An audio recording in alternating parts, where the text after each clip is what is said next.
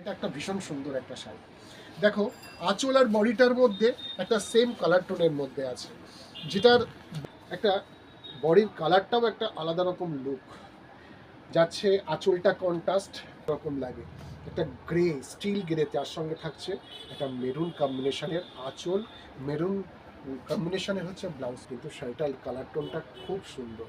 এই ধরনের colour টোনগুলো next পুজোতে আসতে চলেছে। এই ধরনের কালার টোনগুলো দিনের কোনো পার্টিতে পরেন তো সত্যি খুব ভালো লাগবে, কারণ কালার টোনটাই একটা অন্যরকম একটা মজা আছে। মানে কালার টোনটাই ক্রস কালার টোন, একটা গার্নেট মেরুন, যার সঙ্গে বর্ডারটা যাচ্ছে একটু ডিপ চকলেট কালারের, একটা সুন্দর একটা রানী, তার সঙ্গে থাকছে একটা গ্রিন কালার টোনের কম্বিনেশন, ফাটাফাটি কম্বিনেশন। একটা রানীর সাথে গ্রিন ম্যাচিংটাই এখন সকলেই তৈরি করছে। আর আমরা সাধারণত সবগুলোই সিঙ্গেল পিস করে আসে, সুতরাং যিনি পরবে দেখলে অনেকে পাগল হয়ে যায়। আমি দেখি আমার কাউন্টারে অনেকে আসেন ব্ল্যাক শাড়ি দেখলে, কালারের কন্ট্রাস্ট আঁচল, বর্ডার আর ব্লাউজ পিস।